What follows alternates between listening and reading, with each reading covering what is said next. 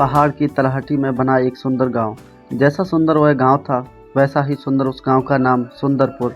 गांव के सुंदरपुर में वैसे तो सुख शांति का वास था, लेकिन वहां के सरपंच की पत्नी कुमति बड़े ही दुष्ट स्वभाव की थी। उसके कुटिल स्वभाव से सभी घरवाले परेशान थे, लेकिन अपनी सीधी सादी बहू सुकन्या को वह बहुत ही ज़्यादा परेशान करती थी। उसे सताने में कुमति को विशेष आनंद आता। बेचारी सुकन्या सुबह मुंह अंधेरे बिस्तर से उठकर काम पर जुट जाती और अर्धरात्रि होने पर ही कहीं बिस्तर में सोने को मिलता। इस पर भी कुमति की निगाहों में सुकन्या खटकती रहती। एक दिन सुबह सुकन्या घर में झाड़ू बहार कर रही थी कि उसकी सास कुमति वहां आई और बोली, तेरे हाथों में जान नहीं है क्या? जरा जल्दी जल्दी हाथ चला, मैं मंदिर जा रही हूँ। मेरे आने तक खाना तैयार रहना, आते ही खाऊंगी। और सुन, एक भी दाना अन्न का बर्बाद ना होने पाए। सुकन्या क्या कहती बेचारी, चुपचाप स्वीकृति में सर गर्दन हिला दी। घर की सफाई करके सुकन्या तुरंत खाना बनाने में जुट गई। खाना बनाते समय वह सोच रही थी, एक पल के लिए भी चैन की सांस नहीं ले पाती। लेकिन सासू जी हैं कि हर काम में मैख निकालती हैं, उसके ताने देने की आदत न जाने कब जाएगी। तभी बाहर से दरवाजे की खटखटाने की आवाज़ सुनाई दी। सुकन्या ने सोचा, अभी भोजन तैयार ही हुआ है, लगता है सासू जी जल्दी लौट आई। उसने दोपहर उठकर दरवाज़ा खोला तो देखा एक सन्यासी खड़ा था। वह बोला, बेटी तेरी सुहाग अमर रहे, बाबा को कुछ भोजन करा दे।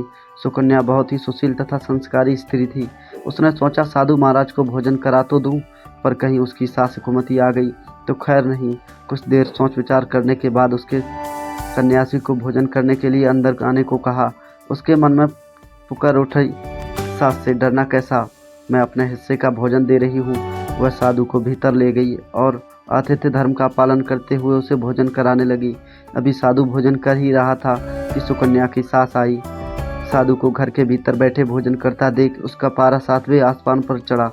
भली यहाँ कोई भंडारा या लंगर नहीं चल रहा, उठ भिखमंगे बाहर निकल। सुकन्या ने सास को रोकने की चेष्टा की, लेकिन उस दुष्ट स्त्री ने सन्यासी को धक्के मारकर हर घर से बाहर निकाल दिया। अब उसका क्रोध सुकन्या पर टूटा। उसने कहा था, इनका एक भी दाना बर्बाद न करना। और तू?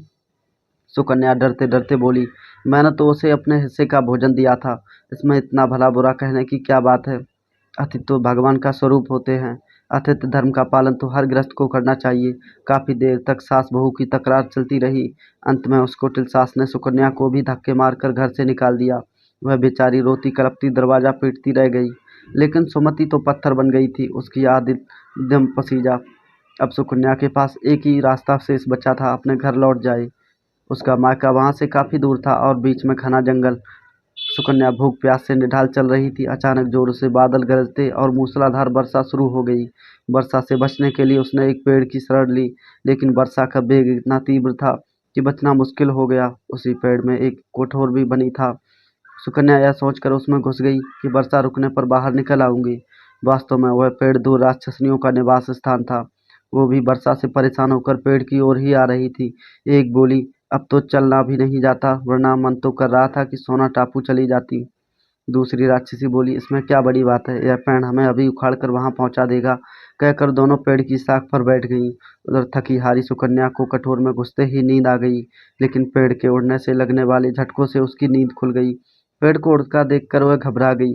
शेष कसर बाहर झाँक कर देखने से पूरी हो गई। जब उसने पेड़ की शाख पर दो राक्षसियों को बैठे देखा, अंततः उसने परिस्थितियों को समझौता करते हुए सोचा, जो होगा अच्छा ही होगा। कुछ ही देर की उड़ान के बाद वह पेड़ सोना टापू पर पहुंचकर उतर गया। दोनों राक्षसियों को भूख लग आई थी, सो वो दोनों शिकार की तलाश में निकल गई। उनके जाने के बाद डरी सहमी सुकन्या कठोर से बाहर निकली और चैन की सांस भरते हुए हाथ पांव सीधे किए।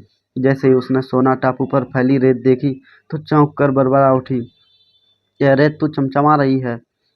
गिर उसने रात होठा में उठाई तो जोर से चिल्लाई, अरे यह तो सोने की रेत है। अपनी धोती के आंचल में वह जितनी रेत बांध सकती थी बांध ली और पुनः कटोर में घुस गई। तभी दोनों राक्षसियां पेड़ की ओर वापस आईं। एक बोली, भर पेट खाकर तृप्ति हो गई, अब वहीं लौट चलते हैं जहां से आए थे। थोड़ी ही देर में वह पेड़ फिर वहां पहुंच गया। पाँव फटने पर सुकन्या उस राक्षसियों की भय से कटोर में छिपी रही। जब किसी कार्यवश से वहां से गई तो वह बाहर निकल आई और घर की ओर चल दी। वह सोच रही थी, इतना सोना देखकर सासू जी खुशी से पागल हो जाएंगी और यंगे सभी गिले शिकवे दूर हो जाएंगे। घर के द्वार पर पहुंचते की सुकन्या बोली, देखो सासू जी मैं क्या लाई हूँ। और यह देखते हुए घर के भीतर प्रवेश कर सोना मिलने की पूरी घटना सास को बता दी।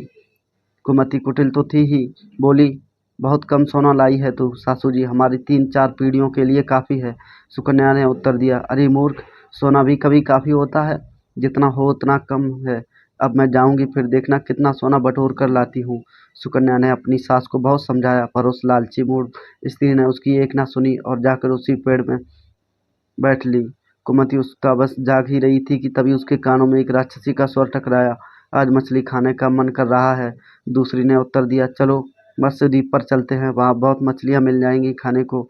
उनकी बातों को सुनकर कटोर में बैठी लालची कुमति स्वयं पर संयम न रख सकी और बोल पड़ी, अरे तुम सोना टापू क्यों नहीं जा रही? उसकी आवाज़ सुनने की देर थी कि राक्षसियाँ समझ गईं कि जरूर कोई चोर पे पेड़ छिपा बैठा है, और उन्होंने कुमति को कठोर से बाहर उठाकर फेंक दिया। धरती पर गिरते ही उसके प्राण पखेरु उड़ गए। दोस्तों, आज की कहानी यहीं पर समाप्त होती है। कहानी पसंद आई हो तो लाइक शेयर सब्सक्राइब करना ना भूलें, और हमें कमेंट में ज़रूर बताएं कि ये कहानी आपको कैसी लगी। मिलते हैं नई कहानी के साथ। जय श्री राम दोस्तों।